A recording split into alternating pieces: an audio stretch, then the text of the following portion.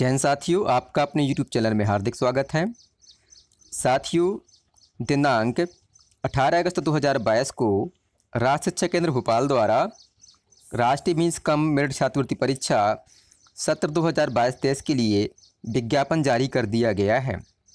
यह परीक्षा जो है 6 नवंबर 2022 को आयोजित होगी और इस परीक्षा में केवल शासकीय या शासकीय अनुदान प्राप्त या स्थानीय निकायों द्वारा संचालित विद्यालयों के विद्यार्थी ही भाग ले सकते हैं। साथियों, परीक्षा फार्म भरने की लिंक जो है सितंबर माह में ओपन कर दी जाएगी। इस परीक्षा के लिए विद्यार्थी को कक्षा 7वीं की परीक्षा सी ग्रेड से पास होना चाहिए और सत्र 2022-23 में कक्षा 8वीं में अध्ययनरत होना चाहिए। इसके साथ साथ जो अनुसूचित जाति है या जनजाति है उनके जाति प्रमाण पत्र लगते हैं और यदि छात्र विकलांग है तो उसका प्रमाण पत्र संलग्न करना होता है। आइए साथियों, देखते हैं इस परीक्षा के लिए जारी विस्तृत विज्ञापन। साथियों, जैसा कि आपको हमने बतलाया कि यह विज्ञापन जो है 18 अगस्त 2022 को जारी हुआ है और इसमें कहा गया है कि मध्य प्रदेश राज्य में स्थित केवल शासकीय अनुदान प्राप्त एवं स्थानीय निकाय द्वारा संचालित विद्यालयों में सत्र 2022-23 में कक्षा 8वीं में अध्ययनरत विद्यार्थी ही इस परीक्षा के लिए आवेदन कर सकते हैं। साथियों, ये जो योजना है सत्र 2008 से प्रारंभ हुई थी और सत्र 2022-23 से इस योजना के अंतर्गत चयनित विद्यार्थी को प्रतिवर्ष 12,000 रुपये की छात्रवृत्ति प्रदान की जाती है और यह छात्रवृत्ति कक्षा 9वीं से 12वीं तक प्रदान की जाती है। साथियों, विद्यार्थी को जो है कक्षा 9वीं और 11वीं में न्यूनतम 55% और कक्षा 10वीं में न्यूनतम 60% अंक प्राप्त करने होते हैं, तभी ये छात्रवृत्ति प्राप्त होती है। साथियों, इसके लिए पात्रता दी गई है कि मध्य प्रदेश राज्य अंतर्गत स्थित शासकीय विद्यालय या शासकीय अनुदान प्राप्त विद्यालय या स्थानीय निकायों द्वारा संचालित विद्यालयों में छात्र को 2022-23 में कक्षा 8वीं में अध्ययनरत होना चाहिए और कक्षा 7वीं में कम से कम सी ग्रेड प्राप्त किया हो और साथ ही जो बालक है या विद्यार्थी है उसकी अभिभावकों की सकल आय 3,50,000 से ज़्यादा नहीं होनी चाहिए। आगे लिखा है पाठ्यक्रम। इस परीक्षा के लिए कोई निर्धारित पाठ्यक्रम नहीं है। जो प्रश्नों का स्तर होता है कक्षा 7वीं और 8वीं के परीक्षा के समान होता है, अर्थात परीक्षा में कक्षा 7वीं और 8वीं के पाठ्यक्रम से ही प्रश्न पूछे जाते हैं। परीक्षा शुल्क। इस परीक्षा के लिए कोई शुल्क देय नहीं है। आगे लिखा है परीक्षा का माध्यम। साथ ही परीक्षा का माध्यम जो है हिंदी या अंग्रेजी किसी ही माध्यम से आप परीक्षा में शामिल हो सकते हैं। आगे लिखा है आरक्षण। मध्य प्रदेश राज्य द्वारा निर्धारित कोटा अनुसार केवल एसटी और एससी को आरक्षण दिया जाता है, ओबीसी को आरक्षण का लाभ नहीं दिया जाता है। आगे दिया है परीक्षा का विवरण। दिया है परीक्षा के दिनांक व दिन। अभी जो है यह परीक्षा 6 नवंबर 2022 को दिन रविवार को आयोजित होगी और जो परीक्षा शुल्क है यह निःशुल्क है।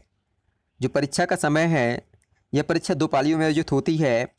प्रथम पाली में मानसिक योग्यता का पेपर होता है, इसके लिए समय निर्धारित है 10:45 से 12:30 तक और दूसरे पाली में शैक्षिक योग्यता का परीक्षण होता है और इसका समय निर्धारित है 12:30 से 2:15 तक।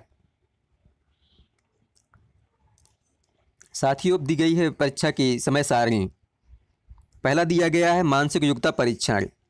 इसके लिए 90 मिनट का समय होता है। प्रश्न 90 आते हैं और प्रत्येक प्रश्न 1 अंक का होता है, अर्थात कुल अंक होते हैं 90।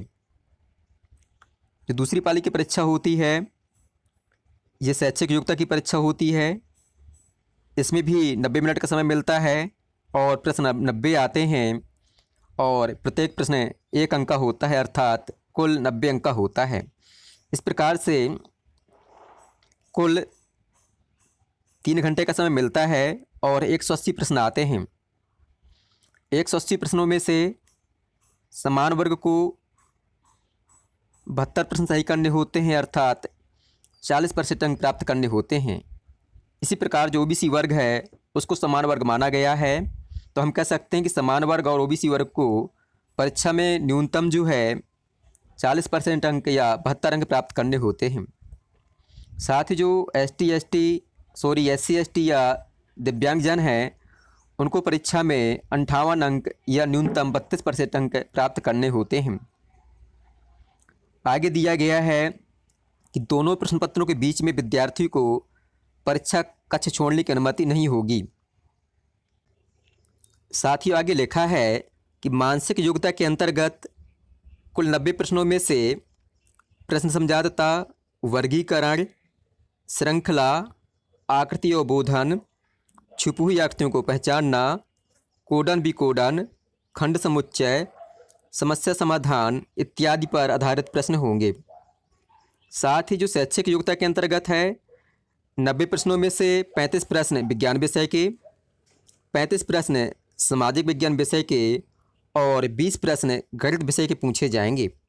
इस प्रकार से विद्यार्थियों को कक्षा 7वीं और 8वीं की विज्ञान और समाज विज्ञान विषय का विशेष अध्ययन करना होगा। आगे लिखा है कि परीक्षा हेतु आवेदन जो हैं केवल ऑनलाइन स्वीकार किए जाएंगे। किसी भी प्रकार से मैनुअल अथवा डाक द्वारा भेजे गए आवेदन स्वीकार नहीं किए जाएंगे। विद्यार्थियों को जाति प्रमाण पत्र व दिव्यांगता प्रमाण पत्र की सत्यापित प्रति ऑनलाइन आवेदन करते समय अपलोड करना अनिवार्य है, अन्यथा आवेदक को समान श्रेणी में माना जाएगा। अर्थात यदि कोई SC ST का जो आवेदक है वह अपना जाति प्रमाण पत्र संलग्न नहीं करता है या दिव्यांग आवेदक है और अपना जो प्रमाण पत्र संलग्न नहीं करता है तो उसको समान श्रेणी में माना जाएगा, उसको आरक्षण का लाभ नहीं मिलेगा। आगे लिखा है आय प्रमाण पत्र हेतु सकल वार्षिक आय का शपथ पत्र निर्धारित प्रारूप में संलग्न करना अनिवार्य है, जिसका प्रारूप नियम पुस्तिका के साथ संलग्न है। साथ ही विस्तृत आवेदन प्रक्रिया इस प्रकार से होगी। इस परीक्षा हेतु आवेदन केवल ऑनलाइन स्वीकार किए जाएंगे। किसी भी प्रकार से मैनुअल अथवा डाक से भेजे गए आवेदन स्वीकार नहीं किए जाएंगे। परीक्षा के आवेदन पत्र संकुल प्रचार के द्वारा दस्तावेजों की प्रमाणित छाया प्रतियाँ जैसे कि कक्षा 7वीं की अंक सूची, आय प्रमाण पत्र, शपथ पत्र, SC ST का या विकलांगता का प्रमाण पत्र संलग्न करना होगा। संकुल प्रचार से सत्यापित होने के बाद ही आप ऑनलाइन आवेदन भर पाएंगे। अर्थात सबसे पहले आपको ऑनलाइन की दुकान से आवेदन की हार्ड कापी प्रिंट करवानी है, इसके बाद उसको भरना है। भरने के बाद जो दस्तावेज हैं ये संलग्न करना है। दस्तावेज संलग्न करने के पश्चात आपको अपने प्रधानाध्यापक से हस्ताक्षर करवाने हैं और फिर संकुल प्रचार से प्रमाणित करवाना है। इसके बाद आप जो है ऑनलाइन आवेदन भर पाएंगे।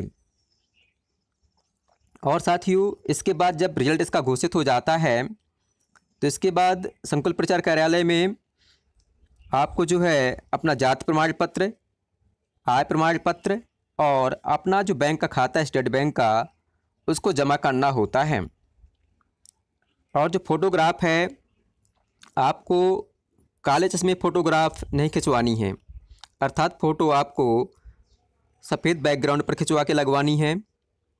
और आवेदन करते समय जो हार्ड कापी का आवेदन है उसमें आपको हस्ताक्षर करना है और छोटे हस्ताक्षर मान्य नहीं होंगे और हस्ताक्षर में अंग्रेजी के कैपिटल लेटर का उपयोग नहीं करेंगे और आवेदन पत्र में एक से अधिक हस्ताक्षर नहीं करने हैं। हस्ताक्षर जो हैं स्पष्ट होने चाहिए। इस प्रकार से आपको अपना आवेदन भरना है। आवेदन भरने के पश्चात आपको अपने प्रधानाध्यापक से सत्यापित करवाना है। प्रधानाध्यापक से सत्यापित करने के पश्चात आपको संकुल प्रचार से सत्यापित करवाना है।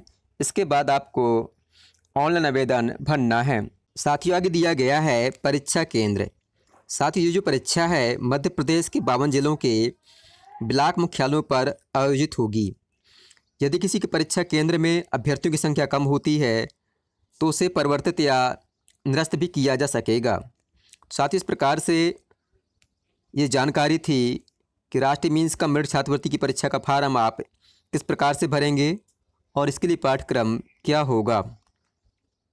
साथियों, आपको हमारा वीडियो पसंद आया हो तो निवेदन है वीडियो को लाइक करें, अपने दोस्तों के बीच शेयर करें और हमारे चैनल जॉयफुल स्टडी को सब्सक्राइब करें।